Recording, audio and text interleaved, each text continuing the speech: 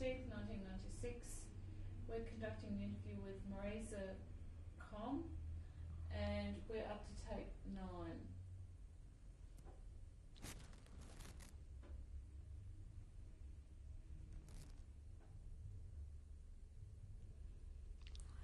Okay, Marysia, is there anything, I guess no, one last question is, how would you say your experiences during the Holocaust in particular have influenced your life today?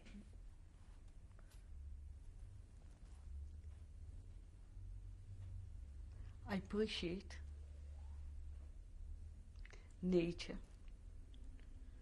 freedom. I appreciate what Australia gave to us,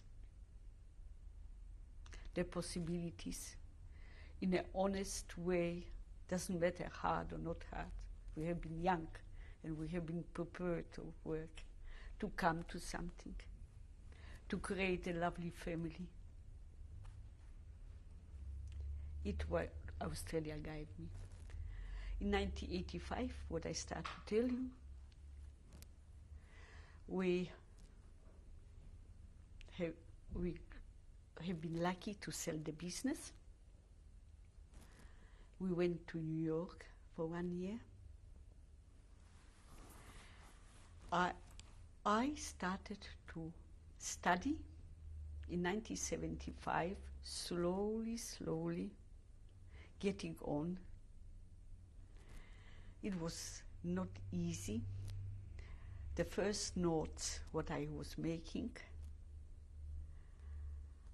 I went into history of art. I didn't know in what language to make. I started with continuing education classes. And slowly I started to take a normal degree in art. I went into medieval studies in art and history. When I was supported by Sister Margaret Mannion. Not her, I don't think so. I would succeeded as far as I done. Being in New York, I was doing research work on manuscripts, medieval manuscripts, in the Book of Hours. We attended operas, concerts. Adolek was representing Australian Wool Bureau, introducing woolen goods to United States, trying to export goods from Australia to United States. Now, what else? I joined Lady Mayores's committee. In a way, it was an official thank you to Australia, what we succeeded to get and to be in Australia. To this day, I support Lady Mayores's committee. I support, together with my husband, Jewish Christian society. What is very important, to clear the damage what the church done to the Jews through these centuries. And do you have anything you'd like to say just to Any last words you'd like to say on this tape? I would like to show you a few photos and to describe to you. May I? Thank you very much for the interview, Marysia. Thank you.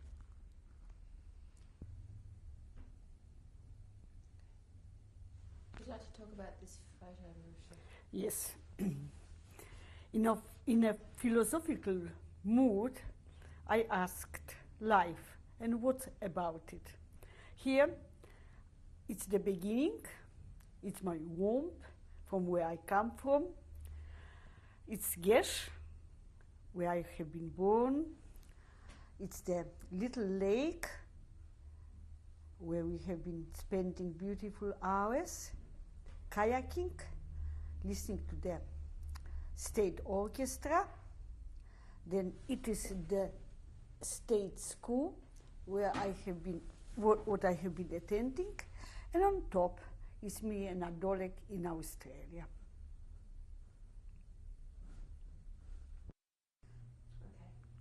Could you please tell us who's in this picture? Now, it is a photo what I received from some relation in the United States, and it shows the family of my fathers at the grave of the father. Now, to the left of the photo is standing my mother and my father. On the right, there are some other relations, what I don't know. Only this person at the edge with his lady next to him, it's a couple. They have been living in Lentrica, and they have been childless. And I remember when they went very often for holidays, they brought to us the pot plant. The pot plant is here growing very widely, but then it was something very exotic, and why I remember them. In ghetto, it was a prison, and one day on my way back from work, I passed the prison and somebody called me Marilka. It was my uncle. They have been taking him from one camp to another one. They didn't stop him in lodge, but they took him most probably to his death. And he was telling me a very sad story that before he left Lentrica, the German pushed him to hang his own brother for a little thing what he done. Perhaps he went out after curfew, 6 o'clock or something like this, and he was forced to hang him. And it was terrible looking at this tormented man. Right. Next to the tombstone, I am sitting, all dressed in white, and I am bringing back my recollections about, it was a Legionnaire family when I was born. It was a very hard birth, and the rabbi advised the family that I should be all in white till certain age. And here is the example how I am in all in white sitting at my grandfather's tombstone. Both my mothers, for these times, she was educated in a high school, in a Russian high school. As a young girl of 17, she went to Crimea to visit her uncle, and she always was telling me very exotic stories about the nature and about her time, what she spent with her uncle. And coming back to Warsaw, she heard that a few days later it was a pogrom on Jews on Crimea. Such was the life of the Jews in Russia, Poland, and then in Germany. It is the portrait of my father. You can see he was full of vigor, energy. He was probably visiting one of the workers' camp. I do remember as a small girl, he always gathered on school holidays the children from all around. He took a stick, he put a white shirt or a white rag on a stick, and he was marching us into the country. And sometimes I was quite shy about it all, but now I appreciate it, how he organized lovely this youth. And by now,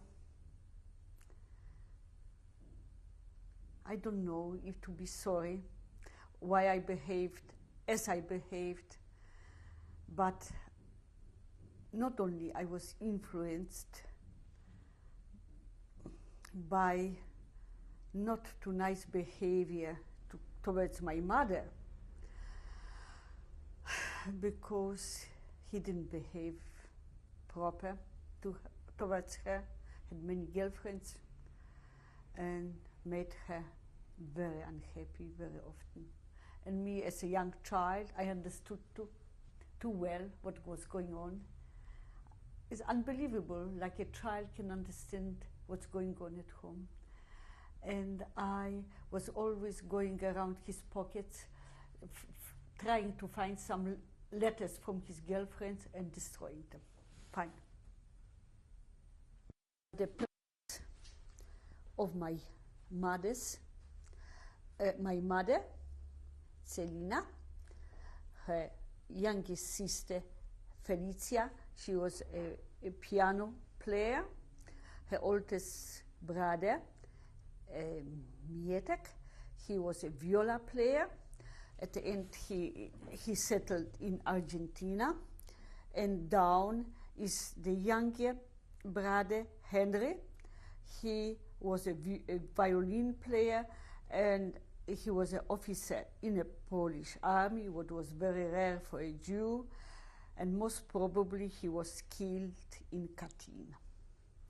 The youngest was born later, perhaps in these times, perhaps 1 year later, Mieczysław Messing. He was a violin player, and he died 3 years ago in Israel. It is me and my mother. I was then about 6 years old, or nearly 7. I remember this dress what I was wearing. It was a blue, dark blue velvet dress bought in Warsaw from a very well-known children's salon, Brothers Jablowski. I was very proud of this dress. What year was it? 1930. Okay. My mother dressed me up for a dress-up school party, and she put on me her rings or her necklace. What happened? After the war, I was very reluctant to claim restitution from the Germans. When I went,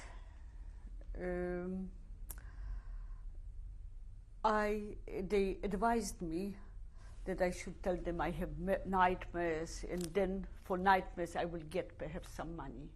And I told myself, if I am not going to get money for what I went through and for my injuries, my problems, being alone, I'm not going to say anything what doesn't happen to me. And I didn't receive the money, but I received a beautiful letter that what I went through, my character is very healthy. And it was something what I was very proud for many years. Now when I look back, when I'm older, perhaps the money will be helping me to help my children. Even here, when we arrived to Lodz from concentration camp, what I was wearing was only the jacket mine, and most probably the skirt. Everything else, even the shoes, was given to me by my cousin. My hair are still very short, and Adolek too looks still very lean. In the background, you can see a Polish conductor standing by the wall, by the window. What year was this? It was year 1945, the end of 1945.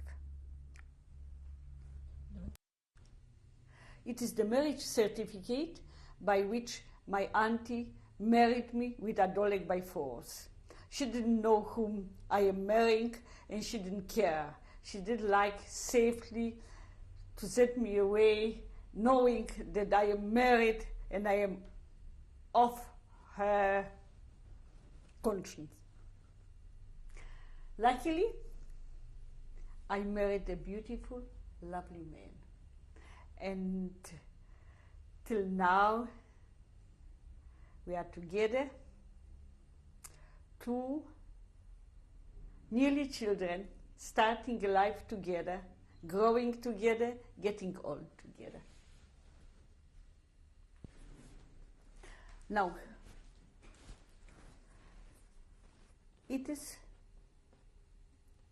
a group of nurses in Munich hospital. I'm standing, trying to make an injection, or pretending to make an injection to one of us. I was working in the hospital then, and we had highly skilled doctors and German lecturers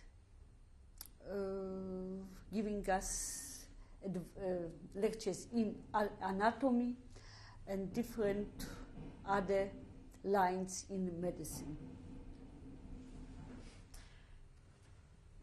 Sounds like When I was living in Mansfield Street, Thornbury, next to us was living a young couple with a little boy, and they decided to have another child. The girl was beautiful mother, and she, having the child, having very difficult pregnancy, died in childbirth. Living next door, I tried to help out a very tragically distressed husband who was left with two little children. This boy, Sam, was then about 3 years old, and the baby was kept in hospital. He was running to work, to hospital, back home. I was trying to take the Sam to kindergarten, coming home, giving him something to eat, taking him to bed. One day, when I was taking Sam to his house, they had been living 2 houses away from ours, something funny happened to me, a bad feeling, and I knocked at the door of a neighbor, asking him to come with me to open the door. When he came, opened the door, he said, "No, and you too? You are such a brave girl, I think so." I said, "No, come with me," and opened it, go over the whole house. When we opened the door from the kitchen, he lay there, he guessed himself. Because the same day, the baby in hospital died, and it was an omen for him that his wife liked him to join her. They have been, both of them have been victims of the Holocaust. This boy, Sam, I brought him up morally. More than my children, he was interested in music, theater, concerts, till about 18-year-old, he was always coming with me. By now, he's happily married, and his own daughter attends university, and the other one makes matric. I'm with my two best girlfriends in Adelaide. We went one year to film festival.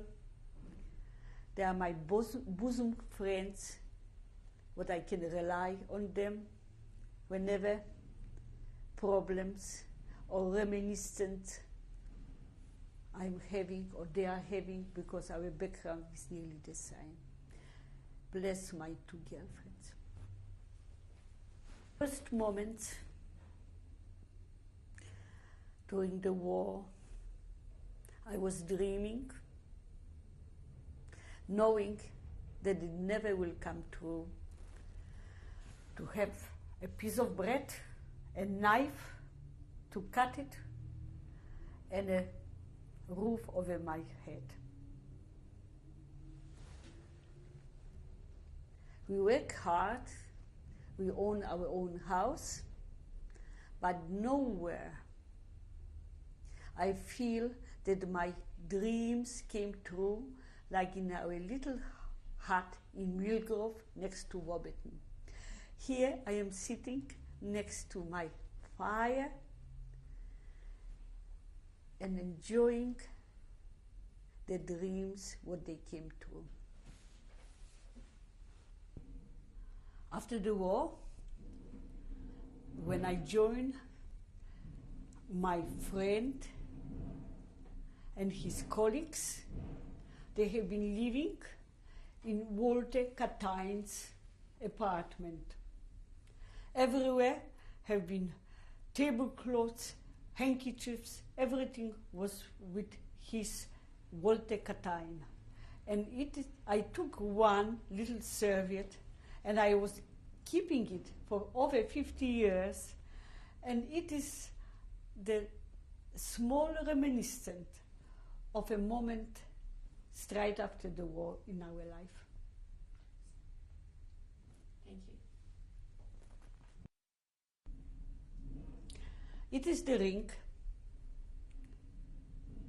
which reunioned me with my mother in Holland, where I have been to the exhibition of Australian goods in Amsterdam, where I had my encounter with a diamond merchant who, I don't know, was it earthly or it was a sign from my mother to get her back to me. Thank you very much, Marysia. Bye.